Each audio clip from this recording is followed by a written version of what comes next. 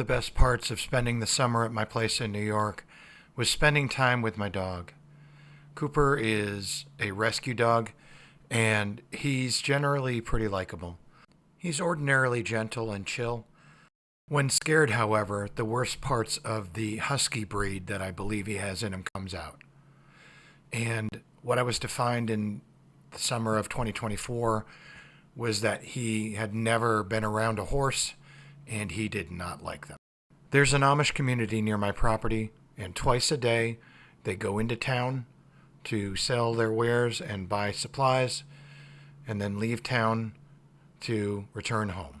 Each time they would pass, it would infuriate Cooper for some reason, and if I didn't have him tied up, he would be down the hill, across the road, and after the horse.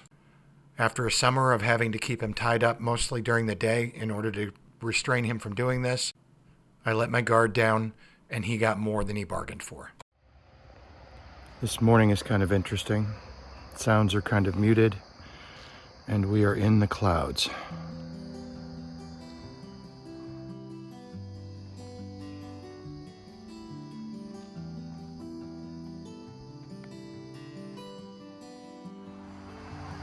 When I say we, of course, I mean myself and Cooper here. Cooper has got a scar now because he tackled with a horse cart. He constantly runs after the Amish horses that go by if he's not on lead.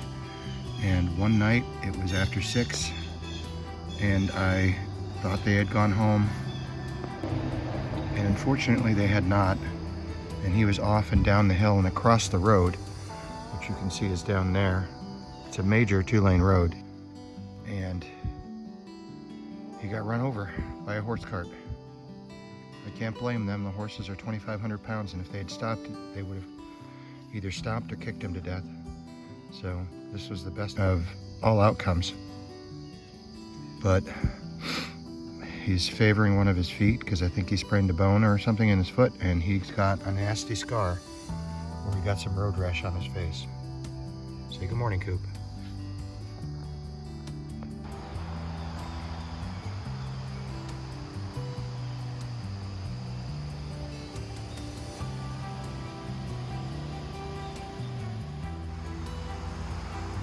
Cooper would eventually recover, including the patch of hair on the side of his face. Day-to-day life in the woods would stay pretty much the same. That includes prepping for meals for the week. I'm going to bring you along on a quick meal prep. Living out of coolers changes how you prepare your food. Meats must be immediately cooked to better preserve them, so batching up large, inexpensive packages of meat allow me to get ready for the week and use minimal ice resources to cool raw food. A small piece of birch bark can make an effective fire starter, but try not to peel it from the trees. It will grow back, but it takes a long time. So try to find it just on the ground. A lot of times it'll fall off the tree, and sometimes you even find a whole rotted birch log. And it may be wet on the inside a little bit, but it's still effective. And this way you're not harming living trees. Birch bark burns pretty quickly and hot, but it also produces an oily smoke that mosquitoes do not like.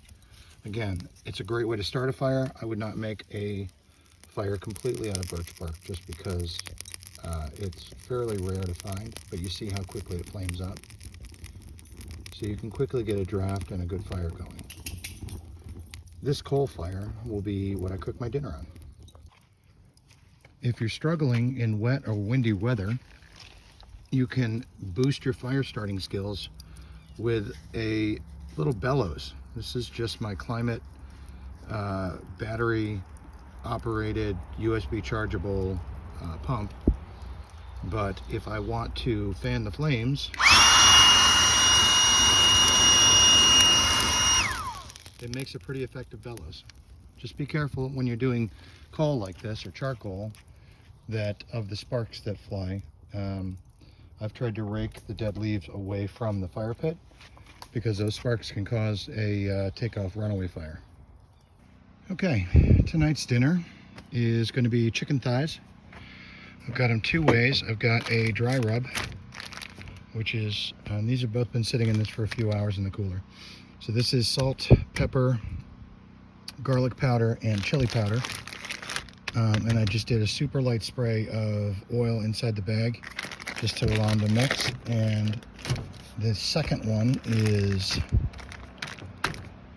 Golden's spicy brown mustard and ranch dressing with a little bit of salt. Again, just coated everything, mixed it in the bag. I bought I don't know, 1.5 pounds, 2 pounds of chicken thighs, maybe 2.5 pounds. And I'm just going to cook them all now because the chicken will last longer once it's cooked. It's a lot more stable. So this will give me meals for a few days. Tonight I think I'm going to have either this, a little bit of both with green salad, or I may take some flour tortillas and I might make a little wrap with some cheddar cheese and some greens. But that's going to be dinner. And a 1911 Honeycrisp cider, last one I've got. I'm just getting these extra pieces of charcoal here. And what I do is I get the fire started just very quickly with a few pieces of wood, and then I use the existing fire and pile lump charcoal on it. Now I just put a couple of fresh pieces on there, so I'm going to have to wait till they gray up a little bit because they have a decidedly unpleasant flavor and odor when they're first raw. But you can see it burns down nicely. I cheated a little and I got my climate pump for my air mattress, and I got the smoking pile of charcoal to flame highly, and then I just walked away from it. So I'm going to walk away from this for another 5 to 10 minutes, and these all should be grayed up nicely, and then the grill will come down and the chicken will start to grill.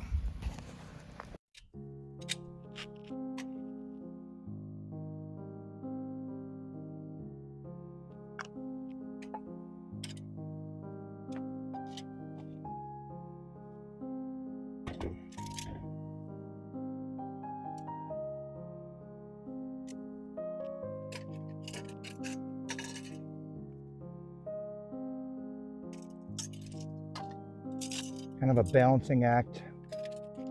Try and keep this centered over the fire pit.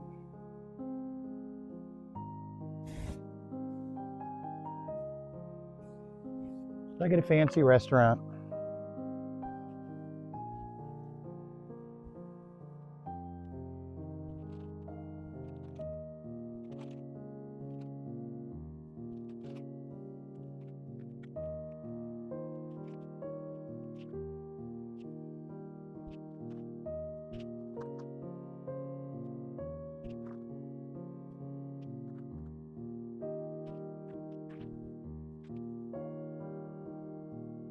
So those are going pretty well.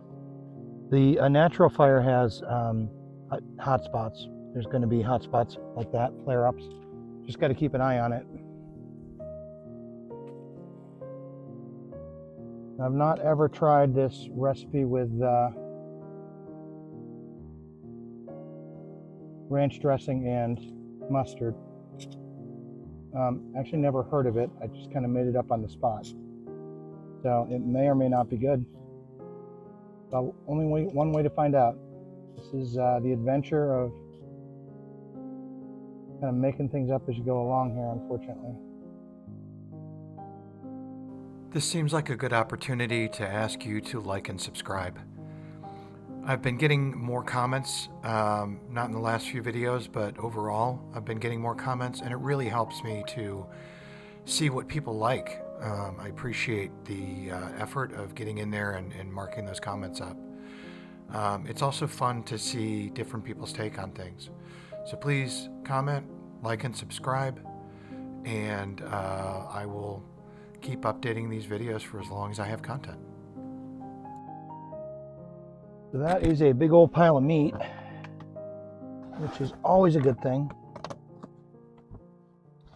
I'm going to start by throwing some tin foil, aluminum foil over the top, because I live in the middle of the woods and bugs do not respect property lines.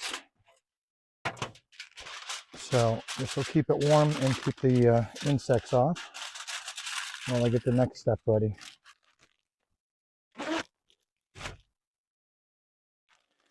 So I have decided on the wrap route. Wraps are always good, and they're messy, which makes them fun to eat. Now I've got a regular plate for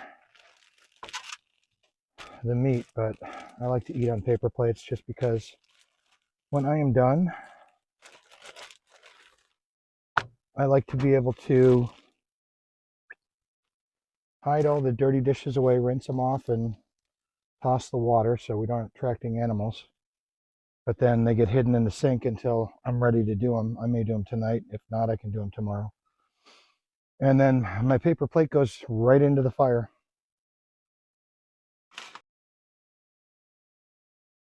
Can we get a cutting board down here?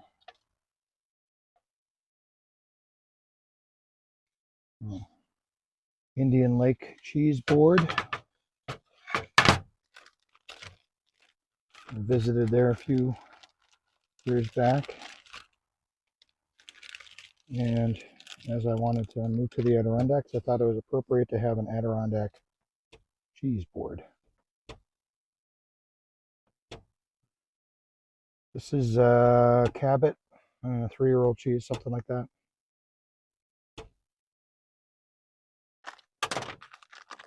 Just going to cut enough for 2 wraps, and we'll see how we do.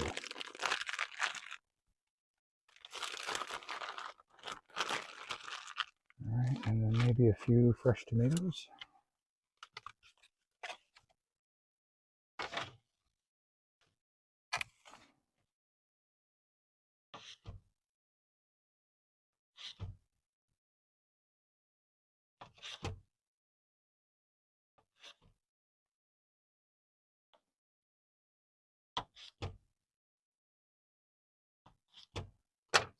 Okay.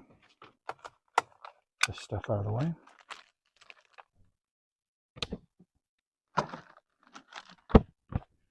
Clearing the way is an important part of working in the tiny little kitchen like this. So I am going to do, what am I going to do? I'm going to do cheese first. 2, 3 maybe. And then some meat. Do the first one with the Wango Tango sauce.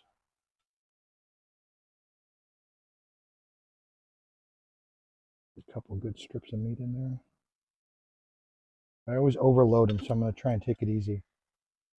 So I inevitably will put way too much in, and then I can't close it, and then it's a nightmare. All right, let's do this. Fresh greens. Try and eat healthy in the woods.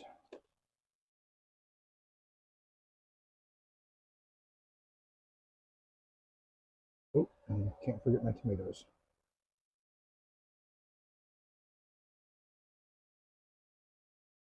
Ta-da. All right, let's see if I can wrap this up.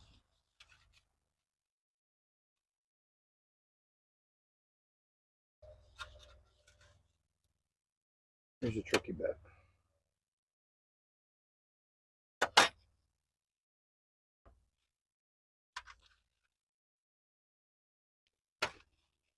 All right, there's one wrap. Now it gets a little more complicated because I don't have the entire plate. So we can move this off to the side. This one on. Let's repeat the process, but with different chicken.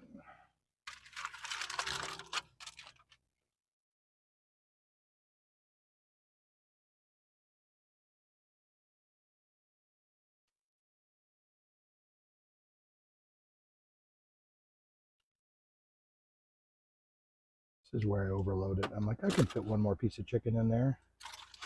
And I normally can't. Motorcycles have been incessant this weekend. Non-stop. There's some motorcycle thing going on in Saranac Lake or something, and they've just been riding all over the Adirondacks. And unfortunately, I'm kind of at the cusp of where the 55 speed limit takes effect. And so they feel the need to wail on it right outside my property, which is just great. Especially at like 5 in the morning when they're going to work. To just wail on it outside the house of the guy who lives in the canvas tent. All right. 2 pretty healthy wraps. I'm going to pick up and I'm going to eat.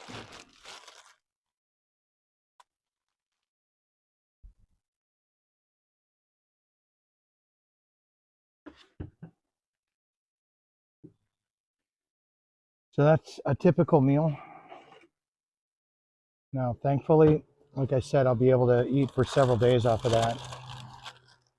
So I don't have to do that every day, but every couple of days, I have to go through that rigmarole. Jumping through hoops, starting fires, banking fires, using charcoal, burning some meat, and then figuring out what to do with it. This is just wheat thins. I tend to like something crunchy and salty when I eat. And then these are fairly healthy. 140 calories a serving. Although I think they're like 6 pieces is a serving for them, but whatever. Still healthier than potato chips. I'm gonna dig in. I don't even know which one this is.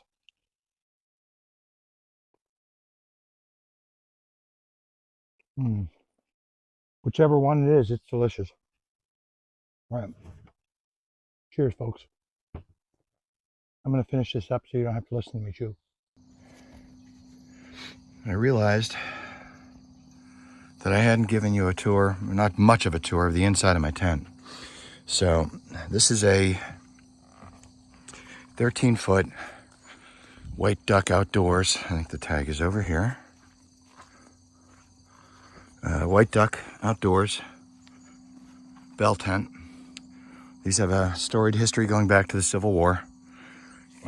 They're easy to set up. It's literally just these bungees all the way around, these guy wires. I've added the stakes at each corner. The reason is it helps to tension the wall and make it straighter. This awning was an add-on. I think it was about, $100 when I bought it. But it really adds to the outdoor space to give you some cover from the rain and the sun. So it's well worth it.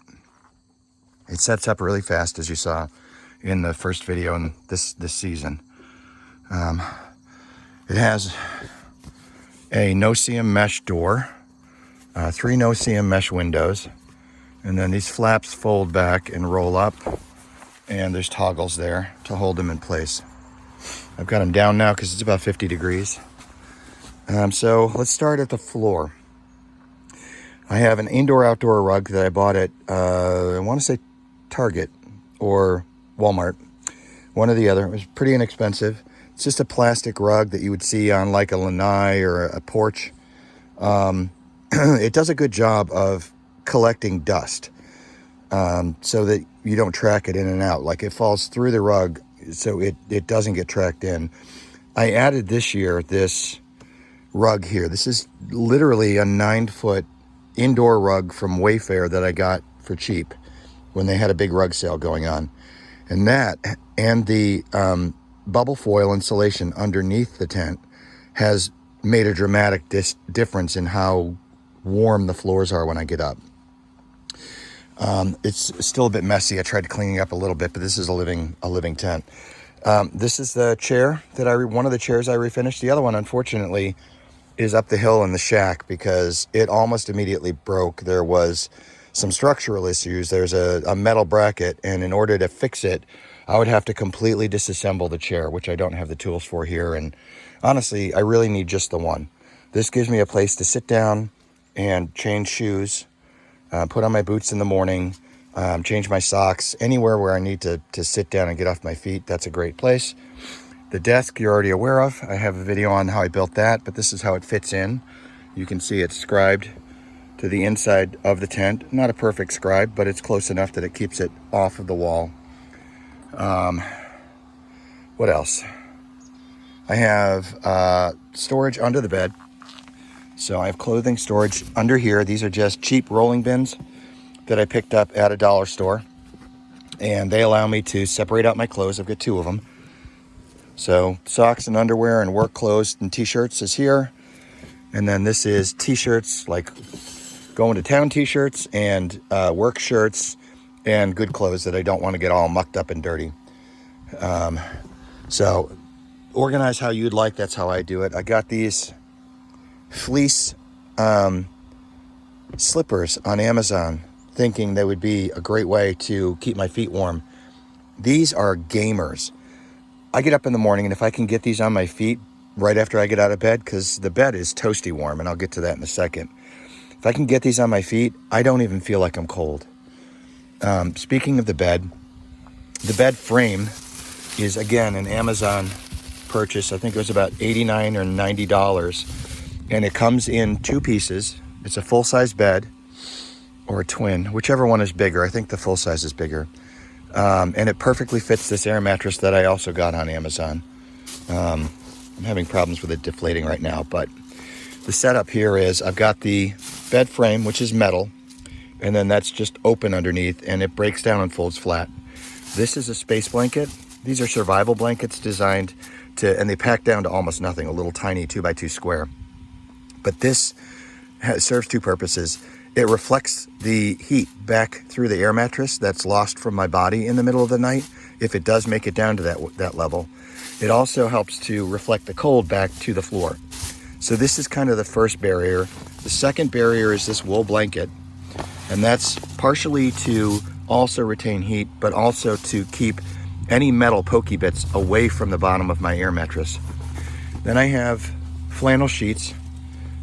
These I swapped out probably the end of August when it started to get down into the 50s at night.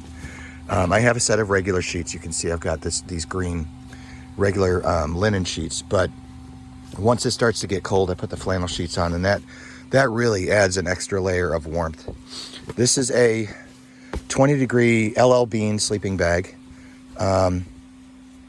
It's not a 0-degree bag. It's probably rated, a 20-degree bag is probably good down to like 40 degrees. So I've topped it off with a wool blanket. And this is a lightweight wool blanket. It wasn't expensive, but the combination of the flannel sheets and the sleeping bag and wool blanket means that even if it's 40 degrees in here, which it was last night, it's toasty warm in the bed. I really, really struggle getting out of bed in the mornings when it's that cold. This is a headboard that I've made, and I think I've got some pictures that I'll insert here.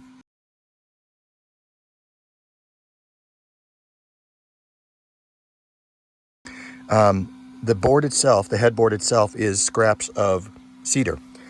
This was the last board. I purchased extra boards when I was making the picnic table, and because I wanted to have extras just in case I messed one up. And thankfully I did everything right. So I had one full-size extra board, which I cut down for this, and it's literally just to keep my pillows from sliding off the end of the bed. It also gives me a place to sit up at night and read, should I want to do so. Windows. There's one in the back that actually lets in a lot of cold air that comes down the hill in the night, so that's zipped up permanently. I've got this inflatable solar lamp, which currently is not charged, and then the ceiling fan, which was also only about $25. It's USB chargeable. It's actually not USB chargeable, it's USB powered, I should say. So this runs off the battery. It does not contain a battery, but it has variable speed. It comes with like a 20-foot long cord, which is great because I've got it running down my center pole, zip tied across the bed, and then the control is right here at the end of the bed. Speaking of zip ties, the way that I keep my bed frame and my headboard together is just literally zip ties. I need something that I can quickly break down in a few days when I leave, and so I'll be able to snip these zip ties. I've got a whole canister of them, and I can buy more. And then the headboard will come off. The bed is independent, but this will be flat. The bed folds down flat. The only thing that doesn't really fold flat in here is that chair and the desk. Those will have to be stored, but thankfully the desk is super sturdy. so I can store things on the desk and under the desk in the shed. And then I've got Cooper's bed, which is a Coolaroo bed, again, an Amazon purchase. I do a lot of shopping on Amazon, not because I like Amazon. I think some of their practices are terrible, but there's one of the few places that will deliver here. I really live in a remote area, so it's kind of rare to find someone that'll deliver here. And then this has been a game changer. This is a little Bissell vacuum cleaner. All of these things, I'll try and put links in the description. This is a Bissell vacuum cleaner that doubles as a coat rack, as you can see, as does the chair. That runs off of my solar batteries with no problem. Even the small solar battery that I have, this EcoFlow River, will run that vacuum cleaner. And as you can see, it does a great job of keeping this rug clean. This rug is constantly covered with dog hair, mud from my boots, leaves, pine needles, and I vacuumed it this morning and it looks perfectly clean. There's a couple of muddy spots I'm going to have to clean up when I open up the camp next year, but for the most part, it does a great job and cleans everything up. So that's the tent. It's about 180 square feet. You can see there's a lot of wasted space. Next year, when I have more time, because I won't have all of the giant infrastructure projects that I did this year, I want to make like maybe a lift top table or something to go back there to act as like a bed-sized table. And then I also store my cold storage stuff, which is things that I use rarely. The things I use frequently are all here where they can be accessed immediately. But I need a place to store stuff that I use infrequently. And I also need to utilize that space, and a table back there would be great.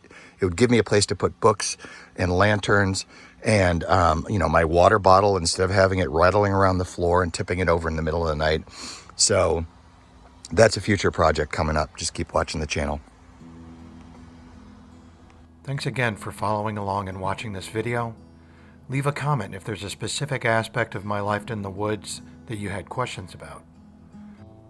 I learned a lot about my property and about myself living alone in the woods for 5 months in the summer of 2024. Being disconnected from the grid, being remote, forces you to get a closer connection with nature. You rise when the sun comes up. You go to sleep after the sun sets, probably not too far after, depending on how much work you've done during the day. And everything slows to a gentler, calmer rhythm. It's not always pleasant. The summer had a fair mix of unbearable heat and torrential rain. Living with just a thin layer of canvas between you and the elements really makes you feel grounded in nature.